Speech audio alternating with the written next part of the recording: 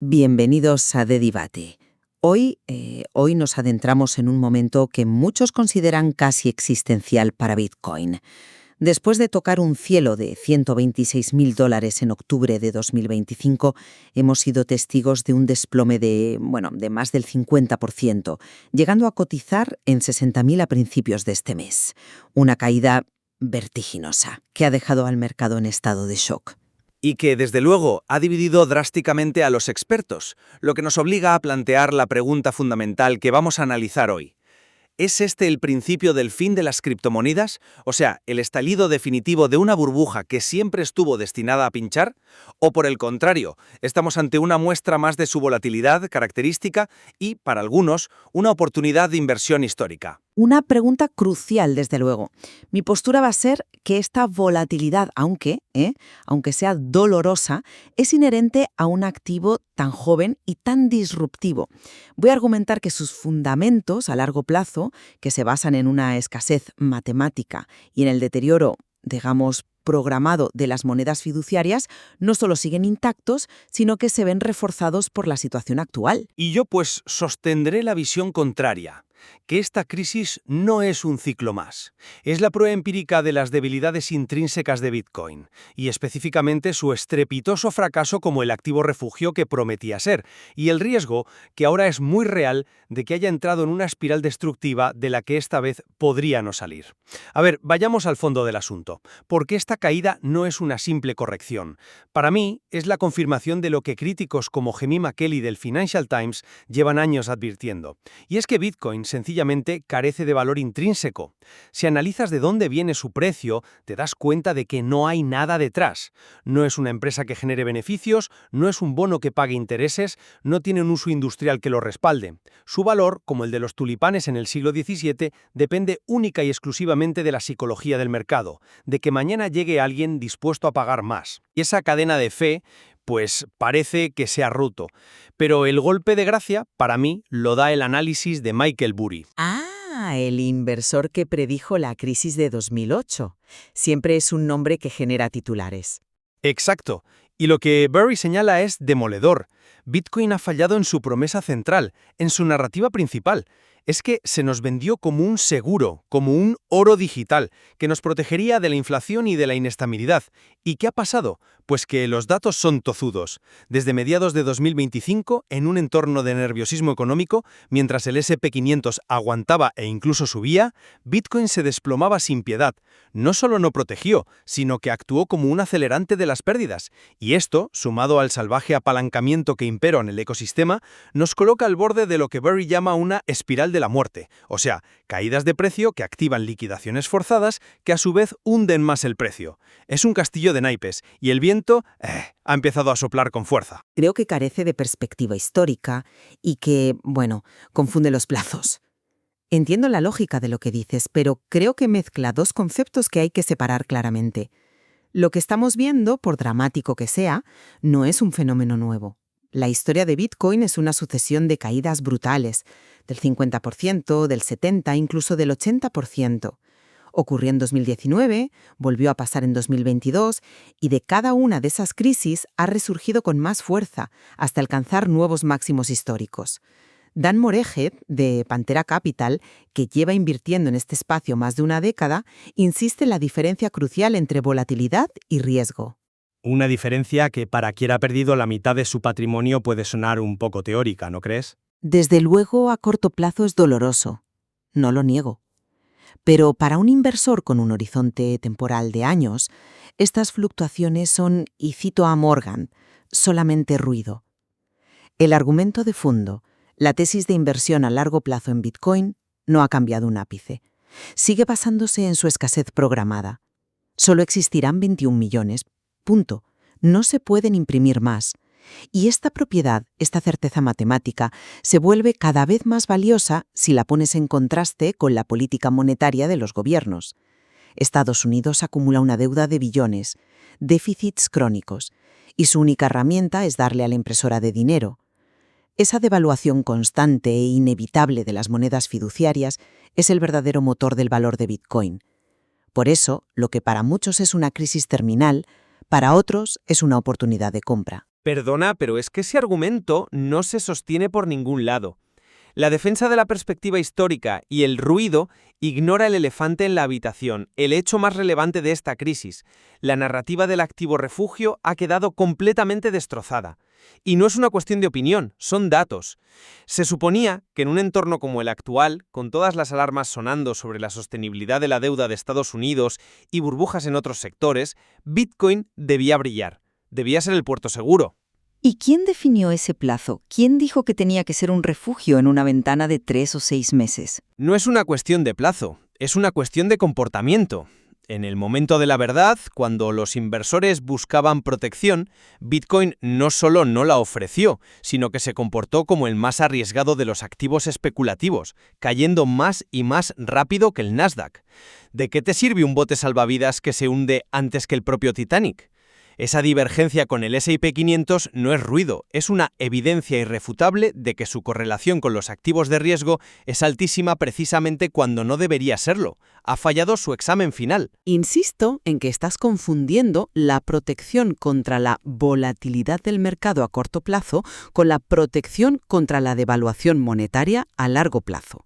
Son dos cosas distintas. La tesis de Bitcoin no es ser un seguro contra una corrección del S&P 500. Su propósito es ser una reserva de valor frente a una política fiscal y monetaria que lleva décadas siendo irresponsable. Lo que hemos visto ha sido una tormenta perfecta, sí, pero interna al ecosistema cripto. El colapso de la stablecoin USD, las dudas sobre la estrategia de MicroStrategy, fueron detonantes específicos que, magnificados por un exceso de apalancamiento absolutamente demencial, provocaron una purga. Una purga que ha aniquilado a miles de inversores y ha puesto en jaque la confianza en todo el sistema. Dolorosa, sin duda, pero quizá necesaria para limpiar el mercado de especuladores. Pero nada de eso refuta el principio fundamental: la necesidad de un activo escaso, soberano y al margen del control de los gobiernos. Esa necesidad no ha desaparecido, al contrario, se acrecienta cada día. Un momento, confianza en la escasez, de acuerdo, pero la escasez, por sí sola, no crea valor. Hay muchas cosas escasas en el mundo que no valen nada. Mis dibujos de la infancia son únicos y escasos y te aseguro que no valen €1. Volvemos al argumento central de Hemi McKelly.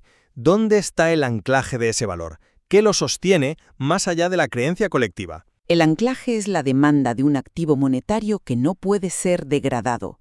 Es una póliza de seguro, y el valor de esa póliza sube a medida que la confianza en el sistema tradicional baja. Ya, pero una póliza de seguro tiene que funcionar cuando la necesitas, y esta no lo ha hecho. Además, esa creencia colectiva que mencionas es precisamente su talón de Aquiles. El valor del dólar o el euro también es una construcción social, sí, pero está respaldada por la economía más grande del mundo, por un poder militar, por la capacidad de recaudar impuestos. Bitcoin solo está respaldado por la fe de sus tenedores, y cuando esa fe se tambalea, como ahora, se revela el vacío. No hay un suelo, no hay un valor fundamental al que pueda regresar. Su precio podría, teórica y prácticamente, irse a cero. No estoy de acuerdo. Dices que el dólar está respaldado por la economía de Estados Unidos, pero esa economía se sostiene sobre una montaña de deuda que crece de forma exponencial. La creencia en el dólar es la creencia en que el gobierno será fiscalmente responsable, una creencia que se pone a prueba cada día con cada nuevo paquete de estímulos y cada nuevo billón de deuda. La diferencia fundamental es que la política monetaria de Bitcoin es transparente, predecible y se basa en las matemáticas. La del dólar se decide en un despacho y responde a intereses políticos. Lo que tú llamas fe en Bitcoin, yo lo llamo confianza en un sistema con reglas fijas e inmutables frente a la arbitrariedad de los bancos centrales. Pero es que esa confianza en las reglas fijas del sistema se ve amenazada por su propia estructura interna. Y aquí es donde la idea de la espiral de la muerte de Burry cobra una relevancia aterradora. Hablas del colapso de USD como un evento interno. Claro que lo fue, y provocó liquidaciones automáticas por valor de $20.000 millones. Eso no es una anécdota, es una demostración de una fragilidad sistémica alarmante. Fue una prueba de estrés para el sistema. Y aunque un protocolo falló, la red de Bitcoin siguió funcionando perfectamente. procesando bloques cada 10 minutos. Pero el precio se hundió. Y no hablamos solo de USDT. Pensemos en la cantidad de protocolos DeFi que usan Bitcoin como colateral. Una caída del 10% puede no parecer mucho, pero si tienes a miles de actores apalantados 5x, 10x o incluso más, ese 10% se convierte en una liquidación del 50 o del 100% de su posición. Es un efecto dominó programado en el propio código de muchos de estos sistemas. O sea, no estamos hablando de una simple venta por pánico de inversores minoritarios asustados.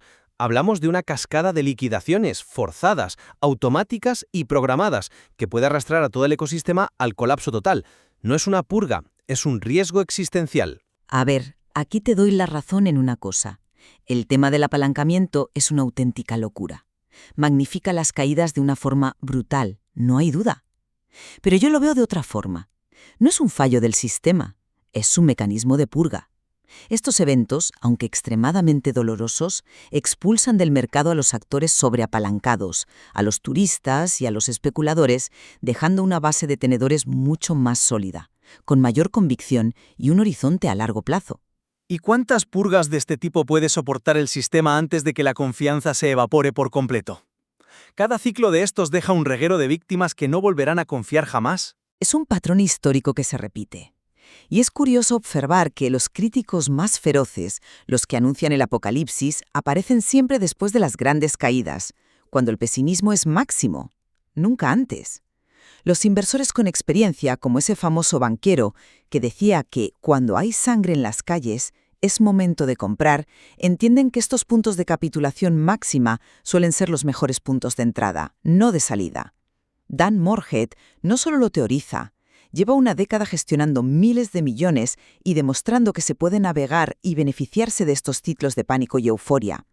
Para él, esto es el mercado haciendo su trabajo. Para concluir, mi posición es clara. La brutal caída reciente ha hecho añicos la narrativa principal que sostenía el precio de Bitcoin, la de ser un refugio digital. Su comportamiento real en el mercado ha expuesto su verdadera naturaleza como un activo puramente especulativo sin un valor intrínseco que lo ancle. Si a eso le sumamos la amenaza estructural de una espiral de liquidaciones forzadas por el exceso de apalancamiento, el riesgo de un colapso total hacia un valor cero es hoy más real que nunca. Los datos han hablado y han sido implacables. Y mi resumen es que el pánico y la volatilidad son parte del ADN de Bitcoin, como lo son en cualquier activo nuevo que aspira a cambiar un paradigma.